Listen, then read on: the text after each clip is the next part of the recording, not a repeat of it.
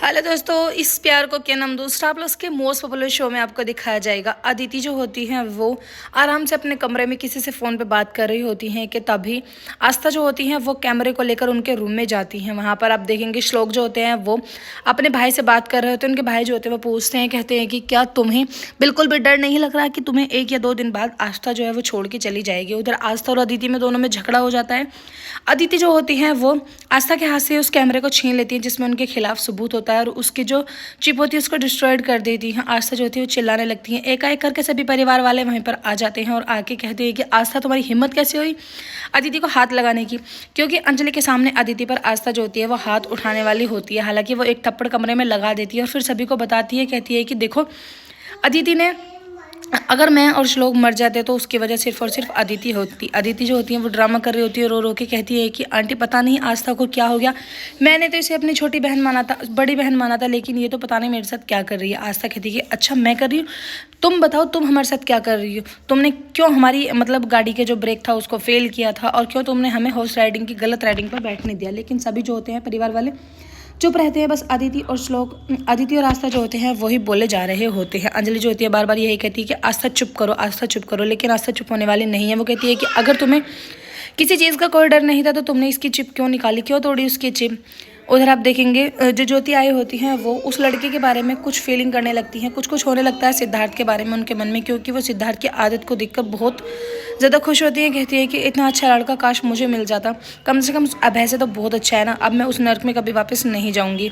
उधर आप देखेंगे सिद्धार्थ जो होते हैं वो पानी लेने के लिए आते हैं। ज्योति से कहते हैं कि हाँ जी मुझे 1 गिलास पानी मिलेगा। वो उन्हें पानी दे देती हैं, लेकिन ना ही तो उनका नाम पूछती है ना ही कभी अपना नाम बताती है। फिर उसके बाद सिद्धार्थ की पहल करते हैं, पहले उनका नाम पूछते हैं, लेकिन वो अपना नाम रोशनी बताती हैं, ना कि अपना नाम ज्योति बताती।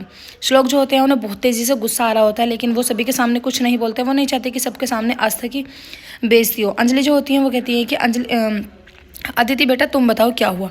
अदिति जो होती है वो एक नया झूठ बोलती है, कहती है कि पता नहीं, मैंने तो सिर्फ आस्था से ये कहा था कि अपनी और श्लोक की जो है वीडियो दिखाओ, लेकिन ये नहीं चाहती कि वो पर्सनल मोमेंट, प्यार भरे मोमेंट मुझे दिखाए, इसलिए ये मुझ पर चिल्लाने लगी। कहती है कि तू तो मेरे और श्लोक के बीच में आ रही है। अगर मैं श्लोक से दोस्ती करना चाहती हूँ तो इसमें मैं कुछ गलत तो नहीं कर रही ना। अगर हम बचपन के दोस्त हैं और हम एक घर में रह रहे हैं, वैसे तो मैंने अपने डैड से कहा था कि मुझे यहाँ से लेके चले जाओ, लेकिन आंटी मैं अब एक पल भी यहाँ नहीं रुकूंगी, क्योंकि मैं नहीं चाहती कि जहाँ मेरा अपमान हो, जहाँ लोग बाग मुझ पर शक करें, मैं वहाँ बिल्कुल भी रुकूँ। आस्था जो होती है वो कहती है कि नए नए ड्रामे बनाना छोड़ो। अंजलि जो होती है बार बार यही कहती है कि आस्था से आस्था माफ़ी मांगो, लेकिन आस्था माफ़ी नहीं मांगती है। बार बार कहने पर, श्लोक के कहने पर वो कहती है कि चलो ठीक है मैं तुम्हारी वजह से माफ़ी मांग लेती हूँ। वो सबकी वजह से माफ़ी मांग लेती है, कहती है कि सिर्फ मैं तुम्हारी वजह से ही सॉरी बोल रही हूँ। उधर आप देखेंगे सिद्धार्थ जो होते हैं उनके पास मकान मालिक आते हैं। वो कहते हैं कि चलो हम तुम्हारे घर का किराया बढ़ाते हैं, अगर तुम किराया नहीं बढ़ाओगे तो तुम यहाँ को खाली करके चले जाना। उधर सोजल होती है उसके हस्बैंड के पास कोई नया परफ्यूम होता है। वो कहती है कि बताओ ना इसकी कौन सी खुशबू है, तुमने नया परफ्यूम लगाया, क्योंकि ये तो मेरे पास नहीं है और ये तुम्हारे पास भी नहीं है, तो कब लाए तुम इस परफ्यूम को, जरा मुझे भी इस परफ्यूम के बारे में बता दो। उधर श्लोक और आस्था जो होते हैं दोनों बात कर रहे होते हैं आपस में। आस्था कहती है कि तुम्हें बिल्कुल भी फर्क नहीं पड़ता कि कौन मेरे बारे में क्या कहता है नहीं कहता, लेकिन मुझे पड़ता है। अगर तुम्हारी ज़िंदगी में प्रॉब्लम आती है तो मुझे फ़र्क पड़ता है, अगर तुम्हें कुछ होता है तो मैं जीते जी मर जाऊँगी। श्लोक कहते हैं कि कोई किसी के बिना नहीं मरता। आस्था कहती है कि कोई नहीं मरता, लेकिन जीते जी मौत ऐसी ही होती है। उधर आस्था के और श्लोक के बीच में बहस होने लगती है। वो कहते हैं कि क्या मैं तुम्हें छोड़ के चली जाऊँ, तुम इस बात से खुश हो।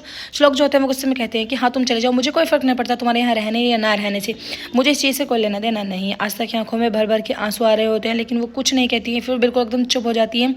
श्लोक जो होते हैं वो भी वहाँ से चले जाते हैं, आस्था अपने रास्ते चले जाती हैं। एपिसोड की एंडिंग तो ऐसी होगी फ्रेंड्स, आने वाले एपिसोड्स में आपको दिखाया जाएगा।